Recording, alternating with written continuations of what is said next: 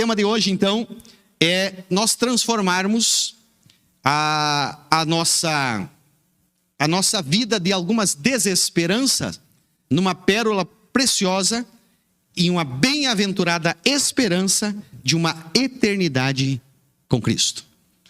A pérola de hoje que nós precisamos pensar. Irmãos, por quê? Por que nós vamos hoje pensar sobre a esperança?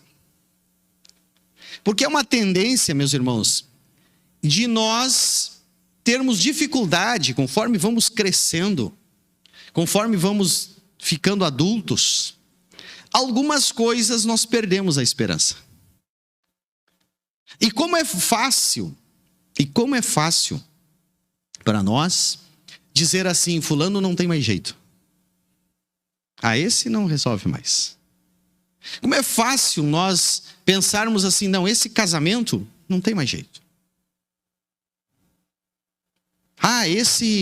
Essa empresa, não tem mais jeito. O fulano já se endividou tanto que não tem mais solução. O Beltrano caiu no álcool e não tem mais jeito.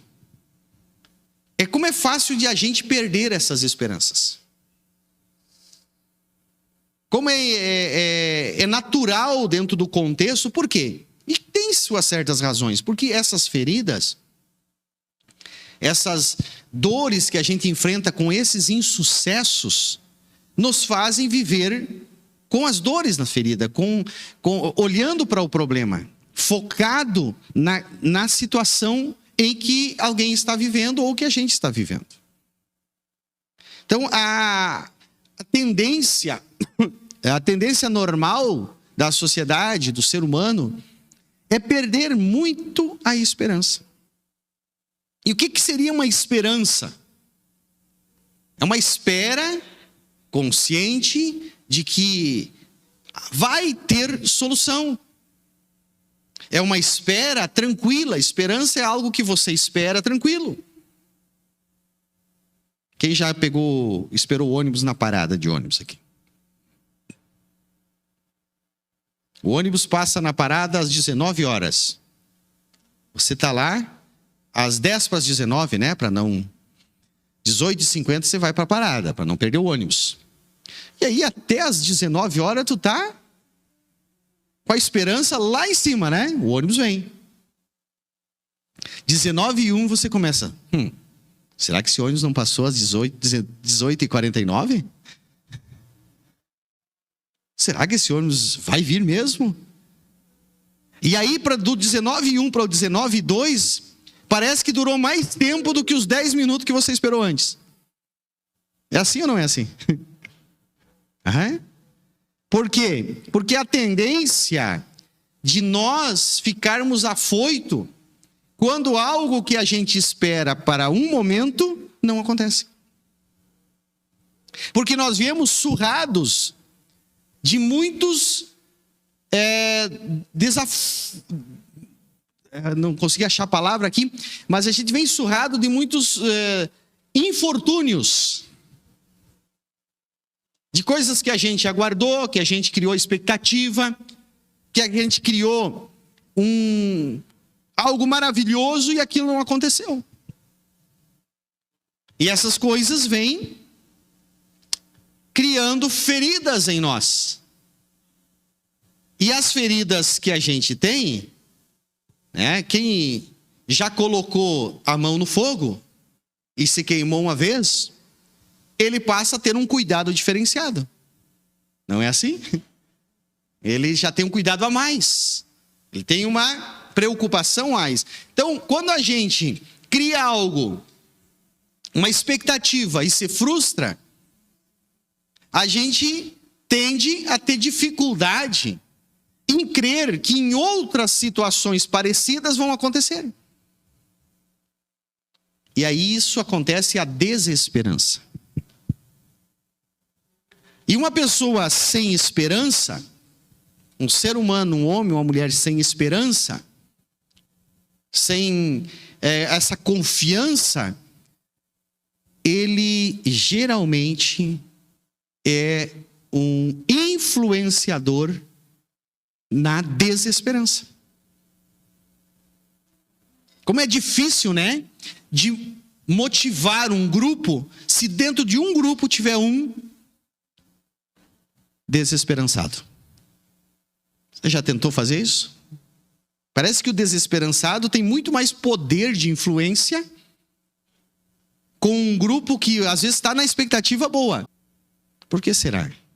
Porque a tendência é de que todos desse grupo, em algum momento, se frustraram naquilo que esperavam. E aí a gente vai olhar para as feridas.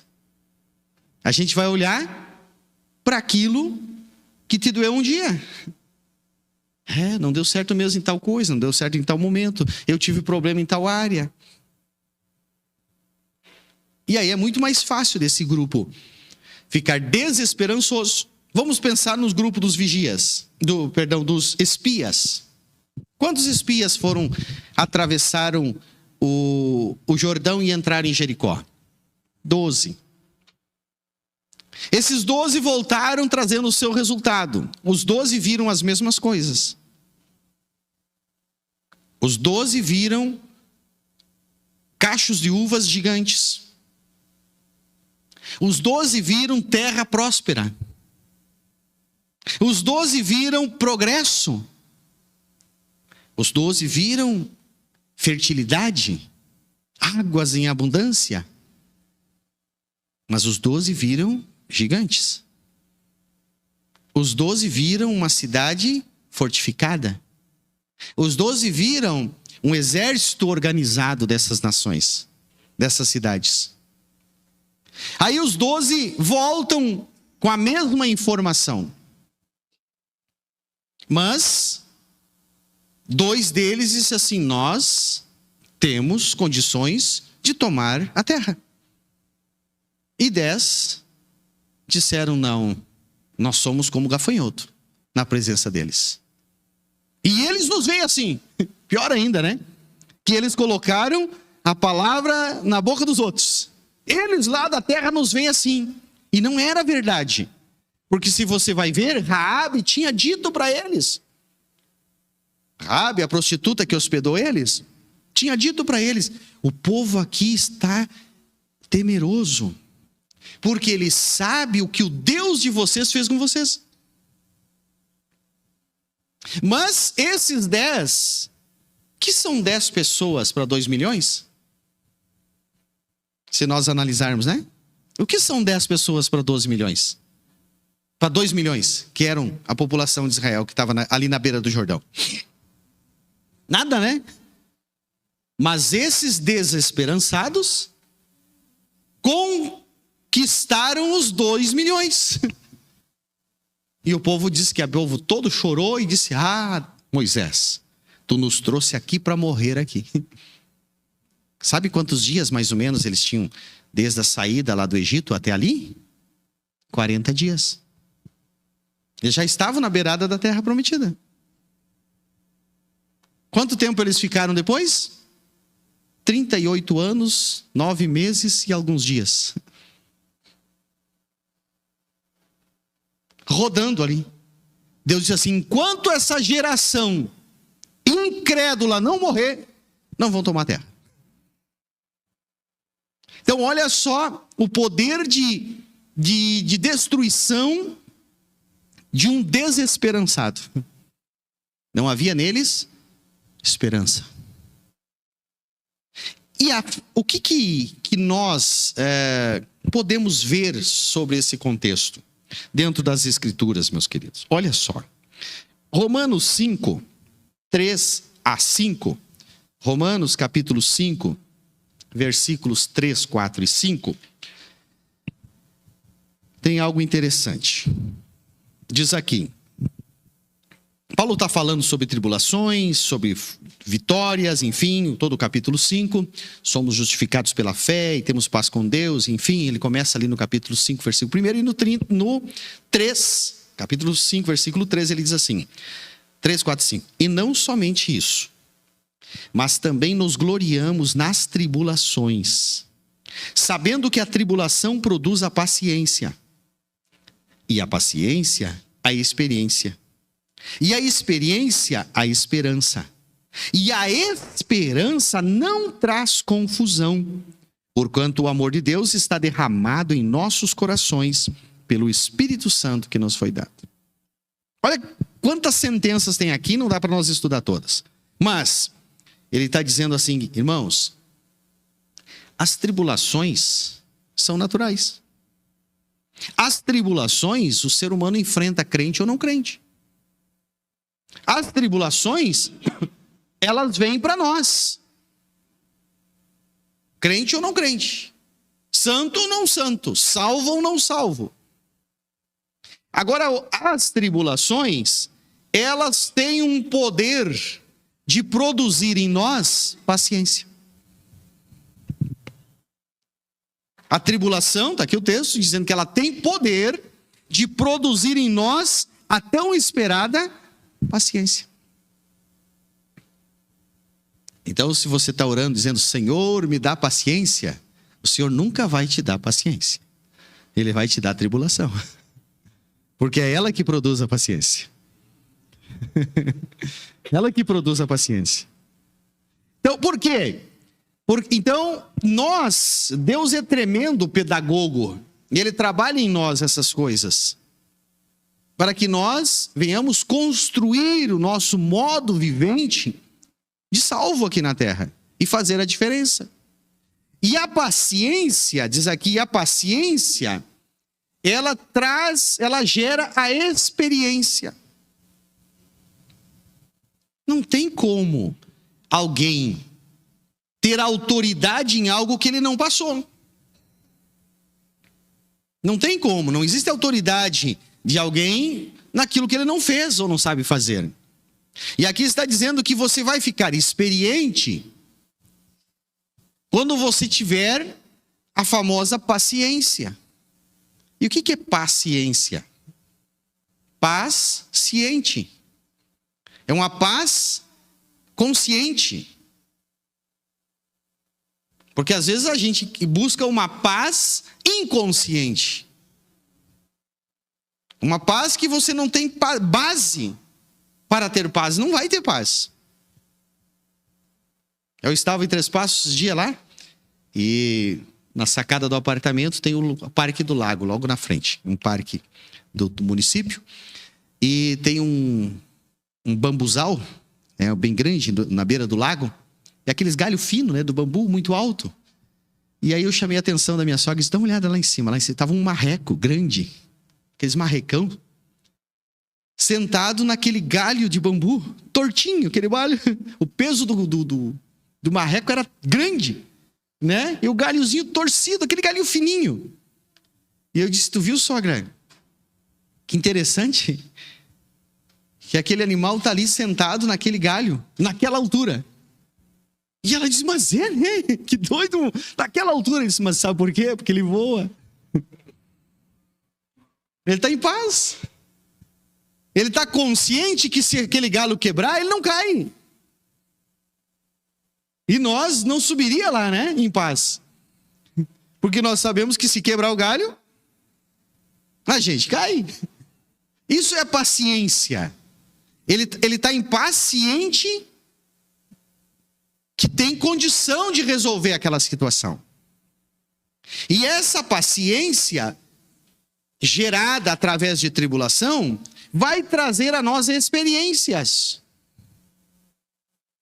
Quem de nós já não passou por um processo complicado e conseguiu ser paciente? E não saiu contando, bem faceiro depois. Né? Passei, olha só, eu consegui me controlar. É ou não é? É porque isso, o que tu está contando? A tua experiência. Tu está trazendo à tona a tua experiência. Porque tu conseguiu ser paciente numa tribulação. E aí, essa experiência, segundo o texto, vai gerar o quê? A esperança. Observe então que para ter esperança, é preciso ter experiência. Para ter experiência, é preciso ter paciência. para ter paciência, quem produz é a tribulação. Então, quando você está guerreando, quando você está enfrentando lutas, entenda, Deus está trabalhando dentro de você, está te proporcionando uma situação para que você seja um esperançoso. Que você tenha esperança. Volto de novo aos espiões da terra. Que está lá em Josué. O que acontece com Caleb? Josué e Caleb eram os dois esperançosos. Josué e Caleb eram os dois que tinham esperança. Os outros 10, sumiu o nome deles. Os outros 10 não atravessaram o Jordão para tomar a terra 40 anos depois. Mas Josué e Caleb atravessaram. E Josué atravessa o Jordão para tomar a terra na posição de chefe de Israel. Moisés morre e entrega para ele. E aí o que acontece?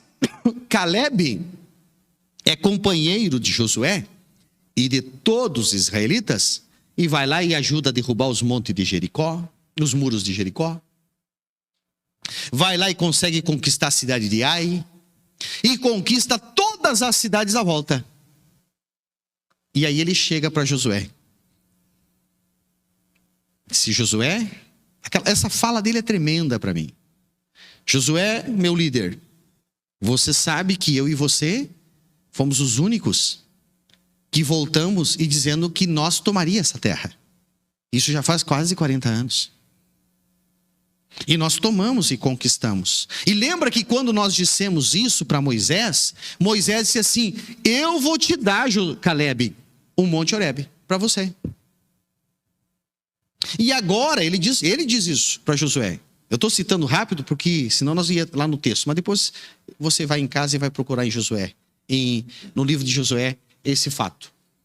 E aí ele diz assim para o Josué: Josué, eu agora estou com 85 anos. Mas eu estou pronto para ir lá e tomar o monte que eu ganhei.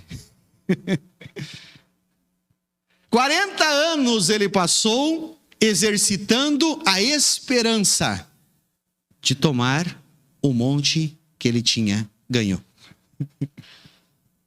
Amém? Será que esse cara exercitou a paciência? Será que esse cidadão teve experiências nesses 40 anos?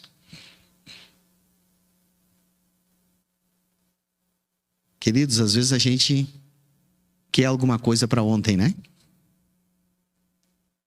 E uma vez eu fui num tabelionato e nunca esqueci disso.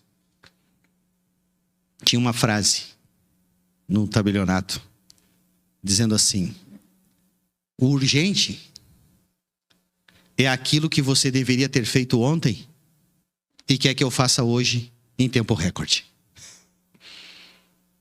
Às vezes a gente está com as urgências para Deus e quer urgência, mas é porque provavelmente lá atrás a gente não cuidou da situação. Então, primeiro passo, a produção da esperança está aqui nesse contexto. Como ser esperançosos? Como nós vencer essas feridas que um dia nos deixaram desesperançados?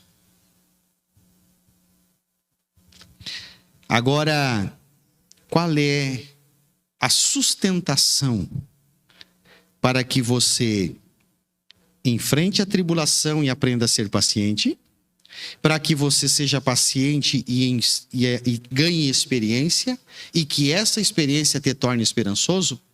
Está em Hebreus capítulo 11 e versículo 1.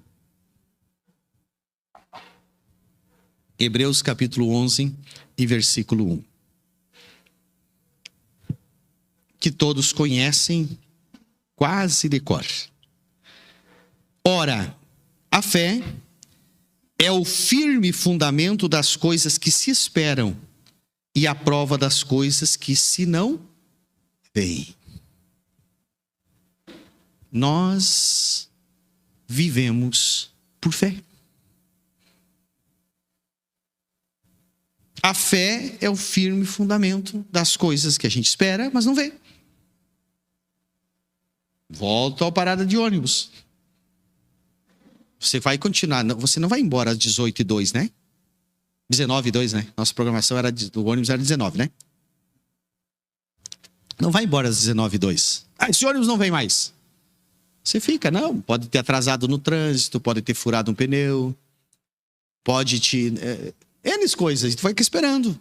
Porque tu tem fé que aquele ônibus vai passar. Sim ou não? Então a fé é o firme fundamento daqueles que esperam. E agora a fé aqui vai daquilo que você não vê. E a gente gosta de espiritualizar tudo. Mas aqui ele começa uma sentença de algo físico também. Você espera daquilo que não vê, mas ao físico, ao natural. Então, a fé, meus irmãos, é algo também racional. A fé, sim, a nossa fé, ela vai crescendo. Por que o Jesus faz algo sobrenatural e os discípulos dizem o que para ele? Jesus, acrescenta a nossa fé. Porque a fé, ela pode crescer. Logo que eu comecei a ler a Bíblia, estudar a Bíblia, eu fui ver que Jesus disse, aquele que tiver a fé no tamanho da semente, numa semente de mostarda, diz para um monte sair de um lado e vai para o outro. E eu disse, mas a minha fé é do tamanho de uma abóbora, não é do tamanho de um grão de mostarda. E como é que eu não transporto um monte?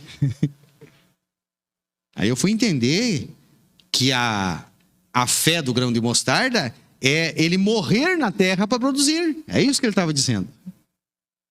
Não é que ele é pequenininho e fica grande por fé. A fé de morrer e deixar a terra produzir e ele se tornar uma planta. É isso que Jesus estava falando. Então ele estava dizendo assim, ei, você acredita, você tem fé, você tem o teu racional, você consegue exercer a tua vida no racional, mas ei, se você conseguir sair da fé racional para uma fé espiritual, aí haverá montanhas que sairão do lugar, através do teu dito, através da tua palavra. Então a fé vai ser além daquilo que a gente espera. Além daquilo que a gente vê. Vai além daquilo que a gente vê. A fé, então, é o fundamento para que você entenda que a tribulação vai te produzir a paciência, e a paciência, a experiência, a esperança, a esperança. Agora observe um texto que eu tenho aqui. Romanos capítulo 8, 31 e 32. Romanos, capítulo 8, 31 e 32. Olha só. O 31. Que diremos, pois, essas coisas? Se Deus é por nós, quem será contra nós? Aquele que nem mesmo a seu filho poupou, que nem mesmo a seu próprio filho poupou, antes o entregou por todos nós, como nos não dará também com ele todas as coisas? Agora nós começamos aqui a trazer o fundamento de uma fé espiritual. Aquele que nem o filho próprio poupou, isso é, ele fez um processo tão intenso, tão valioso, tão particular dele, tendo todo o poder. Ele podia mudar o conceito da humanidade com uma palavra. Sim ou não? Ele podia perdoar os pecados da humanidade de uma palavra só. Como ele podia dizer assim, não, suma todos os humanos e eu vou começar novos humanos. Ou vou trazer o povo que habita na outra galáxia para morar na Terra. Podia ou não podia? Mas ele faz um processo e ele humaniza o seu filho. por uma dedicação especial. Então, se ele fez isso, meu querido, e o seu filho vem e diz assim, que só é possível herdar a salvação pela fé, só é possível acessar o reino de Deus pela fé, ele está dizendo, se esse cara tem, Paulo está dizendo, se esse ser que tem todo esse poder faz isso, e ele é por nós, quem será contra nós? Porque às vezes a gente gosta de dizer esse ditado só, né? Dizer isso como um ditado, como um adágio. Se Deus é por nós, quem será contra nós? Mas o que é esse Deus por nós e quem é contra nós? Contra nós não é o nosso irmão. Contra nós não é as pessoas que não servem a Cristo. São contra nós. Contra nós são as intifadas do inimigo no nosso ser, no nosso interior. E esse desafio, esse ataque do inimigo na nossa mente, ele é grande, ele é forte, ele é poderoso. E nós precisamos crer nesse Deus que tem todo o poder. E ainda assim, ele está a nosso favor. Não estamos em guerra com ele. Nós já temos o sacrifício de Cristo. Ele já perdoou, nós já aceitamos, não estamos mais em guerra com ele. E esse ser, ele vai dizer que você está em guerra com ele. Ele quer fazer de você... Ele quer fazer com que você pense que ainda está em guerra com ele. Ei, você está salvo, meu querido. Você aceitou Jesus. Você está seguindo a Cristo. Você está perdoado. Então você é amigo de Deus. E se tu é amigo de Deus, ele está a teu favor. Pastor, mas eu estou com tantos erros, tantas falhas na minha vida. Querido, está perdoado. Caminhe com ele. Ele está a teu favor. Ah, mas e o meu passado? O teu passado, ele já perdoou. O que errou lá no passado, que está te trazendo problema, querido, paciência. A tribulação vai te gerar paciência. Mas essa paciência vai gerar uma experiência, e essa experiência vai te dar uma esperança. Amém? Por isso que o apóstolo Paulo escreve lá em 2 Coríntios, capítulo 4, 16 e 17. Já vou indo para o fim. Mais meia hora nós conseguimos encerrar. Não, vamos lá. Olha só. 2 Coríntios, capítulo 4, 16 e 17. Por isso, não desfalecemos. Mas ainda que o nosso homem exterior se corrompa, o interior, contudo, se renova de dia em dia. Porque a nossa leve e momentânea tribulação produz para nós um peso eterno de glória muito excelente. Ei, se fosse o Amós dizendo isso para vocês, estava fácil. Porque as minhas tribulações não foram tantas. O que eu passei não foi muito complicado. As minhas lamúrias são pequenas. Quem está dizendo isso aqui é Paulo. E se você olhar lá, o capítulo 4, você vai ver o que ele tinha passado. Chicoteado, naufrágio, prisões,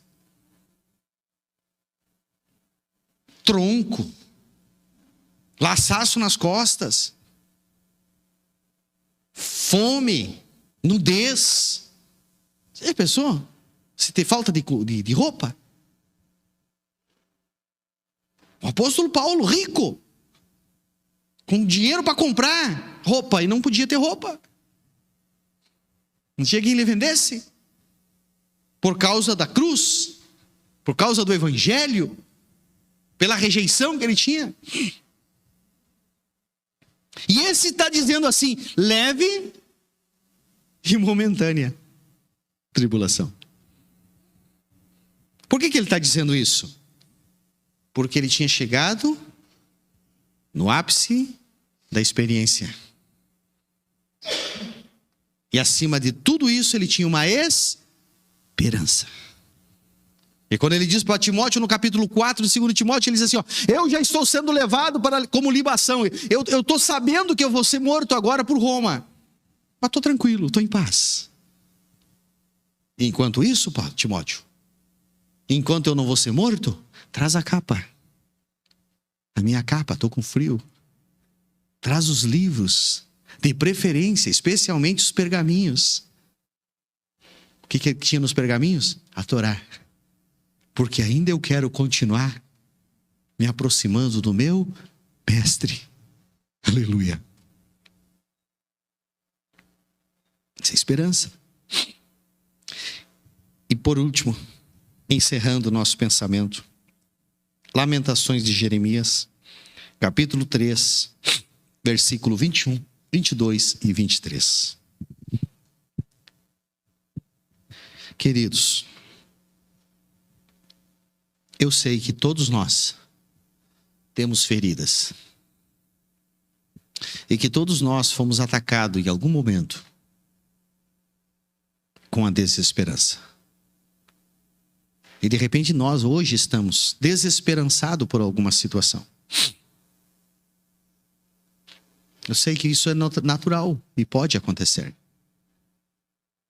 De repente você está aí dizendo, pastor, mas eu tenho orado por tantos anos. Eu tenho clamado por tanto tempo.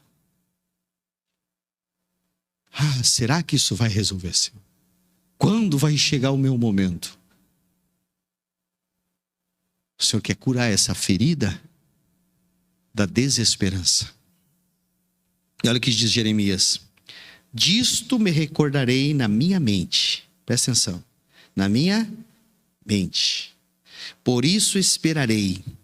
As misericórdias do Senhor são a causa de não sermos consumidos. Porque as suas misericórdias não têm fim. Novas são cada manhã. Grande é a tua fidelidade. Está entendendo? Aleluia. É na nossa mente. É na nossa mente que a gente se renova. Por causa da misericórdia do Senhor. Você pode pensar assim, pastor, realmente eu não tenho uma boa colheita para colher. Se eu olhar o meu passado, não vai me trazer esperança. Se eu olhar no meu passado, eu menti a vida toda, eu vou colher mentira.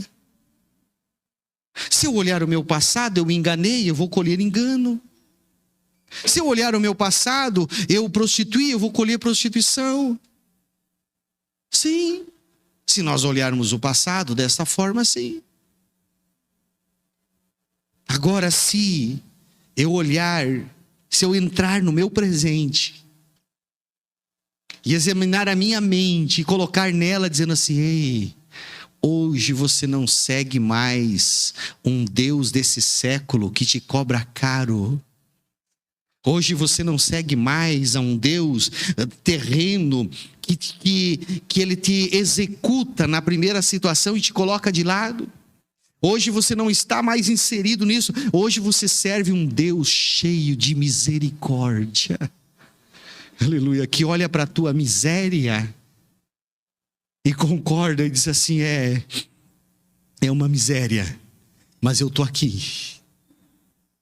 Aleluia. Eu vejo Deus personificado na vida do filho de Noé. A Bíblia diz que Noé, logo depois do dilúvio, ele se empolga e planta uma vinha. E depois ele faz um vinho daquela vinha. E quando ele colhe esse vinho, ele faz o vinho, ele toma um trago e toma um fogo. E se embriaga. E aí ele vai para dentro da sua tenda e está lá nu, embriagado, perdeu o juízo. E 2 filhos dele vão lá dentro e saem dizendo, ei, o pai está nu, o pai está nu. Representa a terra, Satanás, os humanos. Mas o outro filho, aleluia, o Jafé, a Bíblia diz que ele pega uma capa. Aleluia. e vai com essa capa de costa e larga sobre o seu pai nu e esconde a sua nudez. Aleluia.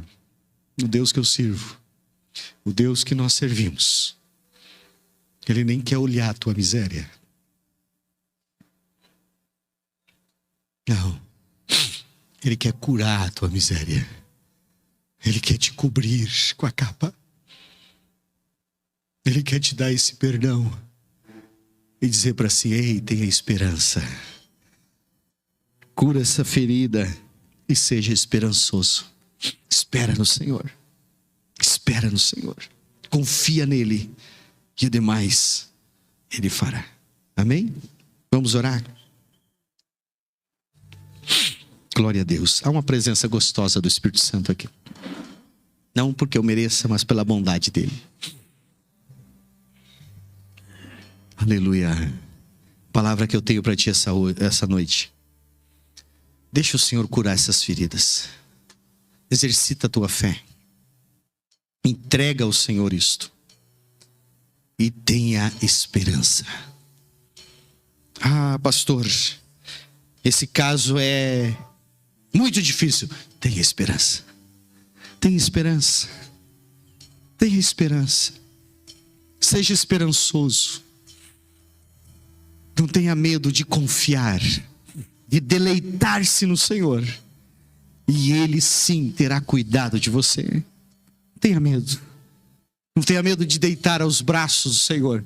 Não tenha medo de se entregar inteiro. Deixa Ele fazer. Ele tem a capacidade de fazer você ser curado e estar cheio de esperança. Você espera no Senhor. Amém?